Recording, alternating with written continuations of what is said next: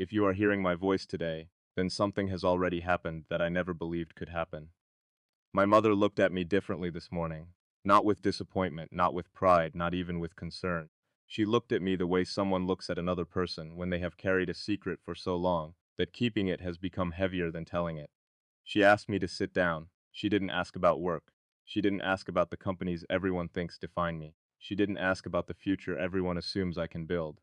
She simply looked into my eyes and quietly said, "There is something you deserve to know about the woman you will one day love."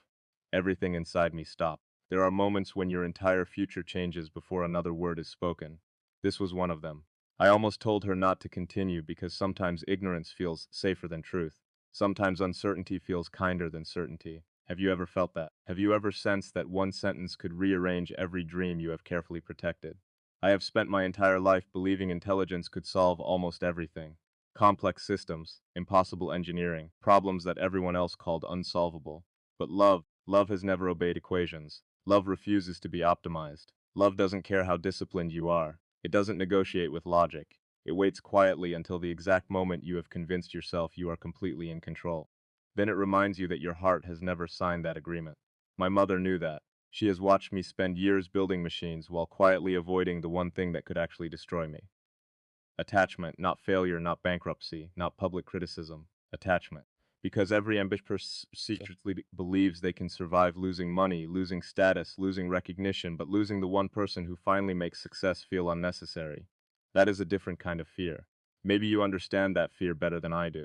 Maybe you've already lived through it. Maybe you're listening because somewhere inside you, there is still one conversation you wish had ended differently. If that's true, please don't leave before I finish this.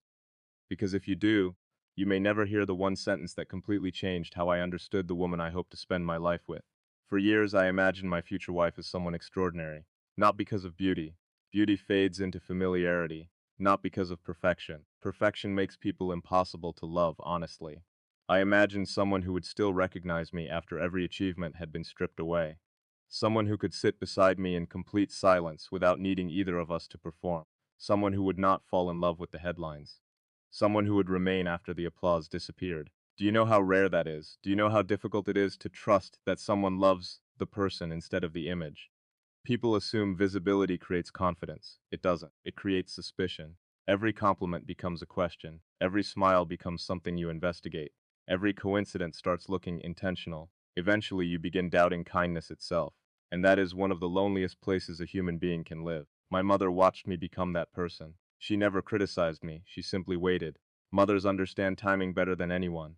She knew there would come a day when success could no longer distract me from loneliness. That day arrived today. She folded her hands together and asked me something I wasn't expecting. If she arrived tomorrow, would you recognize her? I answered immediately. Of course. She smiled. Not because I was right, because she knew I wasn't. That smile frightened me more than anything she had said. Confidence is dangerous when it hasn't been tested. She leaned back and quietly whispered, "No, you will probably walk right past her." Those words have echoed inside me ever since. Walk right past her. How? How could someone spend years praying for the right person, only to miss her when she finally appears? Is that possible? Or does fear simply become so familiar that we mistake it for wisdom? Tell me honestly, if love finally knocked on your door today, would you open it immediately? Or would you first ask it to prove itself? Would your past protect you or imprison you? I used to think caution was maturity. Now I'm beginning to wonder whether caution sometimes disguises itself as emotional surrender. Maybe we don't lose love because it leaves. Maybe we lose it because we hesitate one moment too long. That possibility terrifies me. Not because I fear rejection, because I fear recognition arriving after opportunity has already disappeared. There is a difference, a painful difference. My mother could see that I was trying to solve her words like an engineering puzzle. She laughed softly. "You still think this is about finding the right woman. It isn't. It's about becoming the man she won't be afraid to trust. No investor has ever challenged me that deeply. No competitor has ever exposed my weakness so clearly. Because she wasn't questioning my success. She was questioning my emotional availability. There is a difference between providing safety and becoming safe. I had confused the two for years. Money creates comfort, presence creates peace. They are not the same. Neither are ambition and intimacy. One builds companies, the other builds homes. One attracts admiration, the other owns trust. I had mastered one, the other I wasn't even sure I understood. If these words are reaching you tonight, and something inside your heart feels strangely quiet, would you stay with me a little longer by subscribing? And before I tell you what happened next, I'd love to know where in the world you're listening from. I wish I could tell you everything my mother revealed after that. I wish I could say the hardest part came next. It didn't. The hardest part was realizing she hadn't even started telling me the truth yet. And somehow I already felt like the future I had imagined was beginning to disappear. I couldn't answer her, not because I disagreed, because something inside me had already begun falling apart. For years I believed that preparing for love meant preparing my life. Build stability, build discipline, build a future, build something worthy of sharing, but I had never stopped to ask whether I was building walls at the same speed.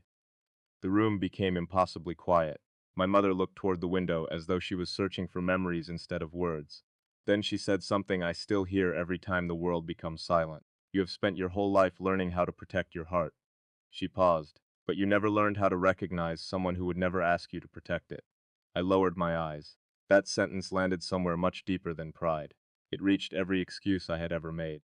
Every delayed message, every conversation I convinced myself could wait until tomorrow. Every moment I believed success had to come before intimacy.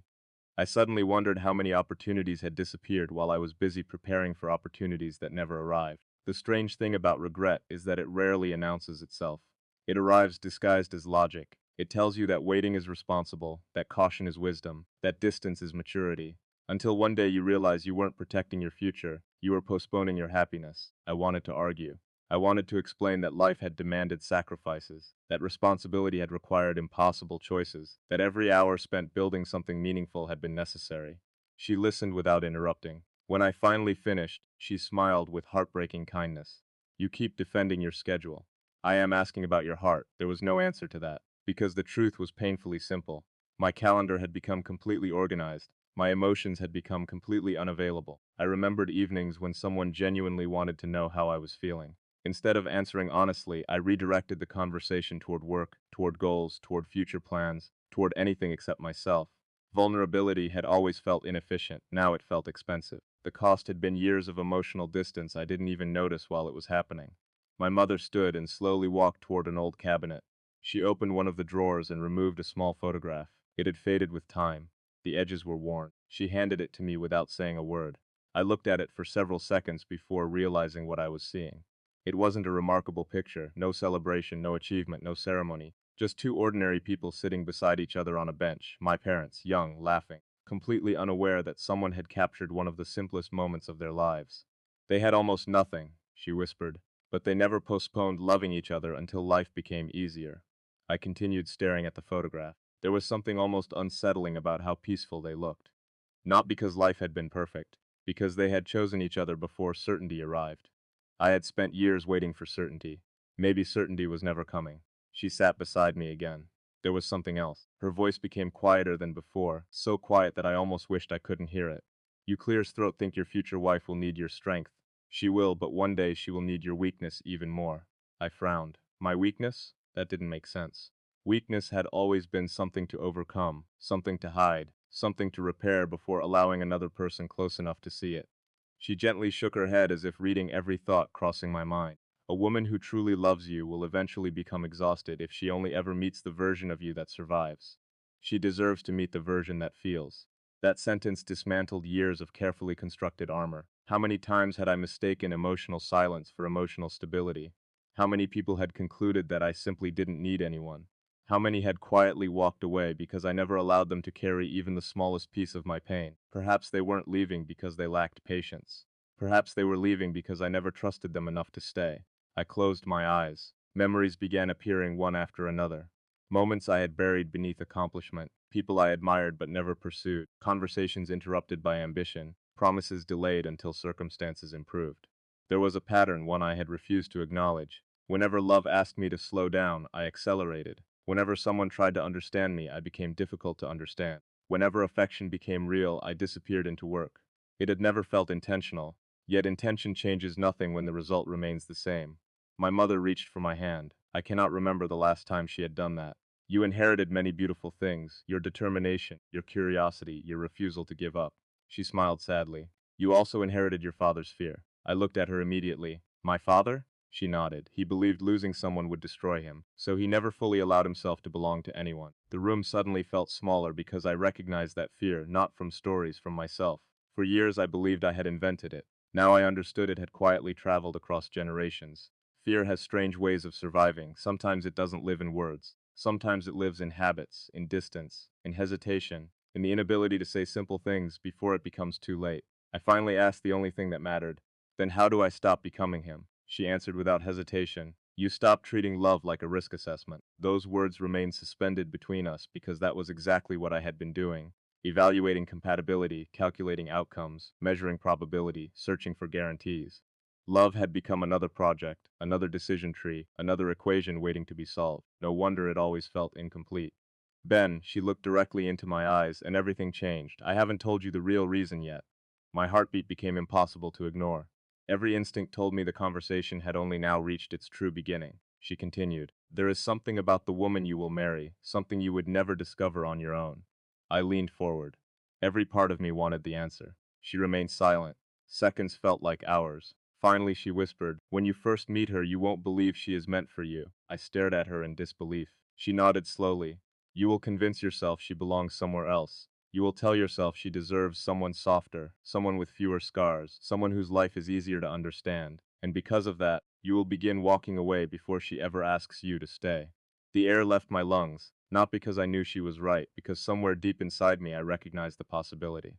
The terrifying possibility that self-doubt can become more destructive than rejection itself. For the first time in my life, I wasn't afraid that someone would stop loving me. I was afraid I might reject the very love I'd spent years hoping to find. That fear settled quietly inside me, and I had no idea that what my mother was about to reveal would force me to question every decision I believed I would one day make.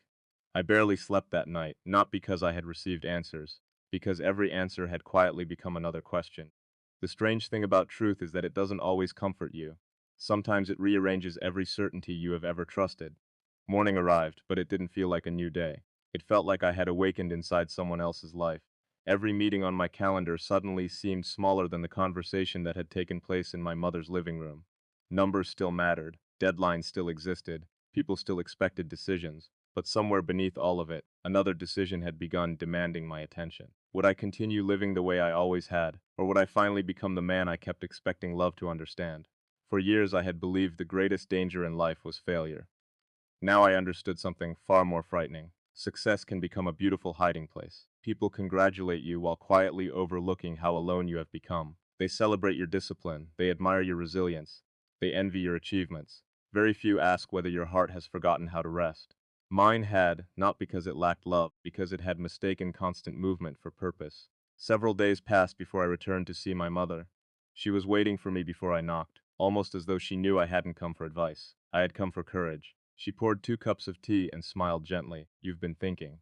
I laughed softly. I've been unraveling. She nodded. That's usually how real change begins. I finally asked her the question I had avoided since the beginning. What was the truth? She remained silent for several moments, not because she wanted to create suspense, because some truth deserved to arrive slowly. Then she spoke. When you were very young, you used to tell me that one day you would build something that changed the world. I remember. You also told me something else. I searched my memory. Nothing came. You said that if you ever met the woman you loved, you hoped she would never have to compete with your dreams. A faint smile appeared on my face. I actually said that? You did. Her eyes became filled with emotion. Somewhere along the way, you forgot. The words settled over me like rain after years of drought. She was right. Without realizing it, I had turned my dreams into a place no one else could enter. Not intentionally, gradually. Every postponed dinner, every canceled weekend, every promise of after this project, every moment I expected understanding instead of offering presence. Love had never asked me to abandon my purpose. It had only asked not to be treated as an interruption. I had misunderstood the assignment. I thought greatness demanded sacrifice. It does, but I had been sacrificing the wrong things. The most painful realization wasn't that I had worked too hard. It was that I had quietly accepted the lie that meaningful work and meaningful love could not exist together. My mother looked directly at me. The woman you marry won't rescue you. She won't complete you. She won't erase your scars. She will simply refuse to let you carry them alone. I felt my eyes fill with tears. Not dramatic tears, the quiet kind that appear when your soul recognizes something before your mind does. For years I had imagined love as finding someone extraordinary. Now I understood. Real love is meeting someone who quietly makes honesty feel safer than pretending. Weeks later, life placed someone in front of me. She wasn't what I had imagined. She wasn't trying to impress anyone. She didn't seem interested in status. She listened more than she spoke. She noticed things everyone else overlooked. She wasn't fascinated by my accomplishments, she was curious about my silence. That frightened me because silence had always been the place where I hid. The more we spoke, the more I wanted to retreat. Old habits returned. I answered messages later than I should have. I buried myself in work. I convinced myself she deserved someone simpler, someone less complicated, someone who had already learned the lessons I was still struggling to understand. Then came the moment that nearly changed everything. Someone else entered my life. On paper, she seemed perfect. Everything looked effortless. Every conversation was easy. Every expectation aligned. No emotional risk, no uncomfortable honesty, no vulnerability, just comfort. For a brief moment, I almost convinced myself that comfort was love. It would have been the easiest decision, the safest decision, the wrong decision, because comfort had never asked me to grow. It had only asked me to remain unchanged. One evening, I found myself holding my phone preparing to send a message that would quietly close the door on the woman who had begun reaching my heart. My finger hovered over the screen. I told myself it was practical, responsible, reasonable. Then I remembered my mother's words. You will begin walking away before she ever asks you to stay. Everything inside me froze. I realized I wasn't protecting either of us. I was protecting the familiar version of myself who believed distance was safer than disappointment. I put the phone down. Instead of ending the story, I finally told the truth. Not the polished version, not the impressive version, the frightened version. I admitted that I was afraid. Afraid that one day she would discover I wasn't as strong as everyone believed. Afraid that ambition had made me emotionally late to my own life. Afraid that she deserved someone who didn't need to learn how to be present. She listened without interrupting. When I finished, she smiled with tears in her eyes. Then she said something I will remember for the rest of my life. I wasn't waiting for a perfect man. I waiting for an honest one. In that moment, I understood what my mother had been trying to tell me from the beginning. The truth about the woman I would love was never really about her. It was about me. She knew I would eventually meet someone capable of loving me deeply. The real danger was that the frightened version of myself might reject that love before the healed version ever had the chance to receive it. My mother had never been warning me about the wrong woman. She had been warning me about the wrong version of myself. That was the truth. Not a secret about her past, not a prophecy, not a hidden test. A mirror. The greatest threat to my future was never another person. It was every fearful decision I almost justified in the name of self-protection. Love did not enter my life because I finally became fearless. It entered because I finally stopped demanding guarantees. I discovered that mature love is not built on certainty. It is built on choosing each other on ordinary mornings, on difficult conversations, on forgiveness offered before pride asks for permission, on showing up even when life is loud, on believing that two imperfect people can become a place of peace for one another. If this confession reaches you at the moment you needed it most, I hope you remember one thing. Do not let old fears make decisions that your future heart will spend years trying to undo. The future is not built by perfect people. It is built by people who are willing to love honestly before certainty arrives. This is a reminder from someone who finally understood that the greatest innovations are not always made in laboratories or companies. Sometimes they are made quietly between two people who decide that fear will no longer write the ending of their story. If you've stayed with me until this moment, then maybe the story was never really about me. Maybe it was about you. Maybe somewhere along the way, you remembered someone you never stopped loving. Maybe you realized that fear has been making decisions your heart never agreed to.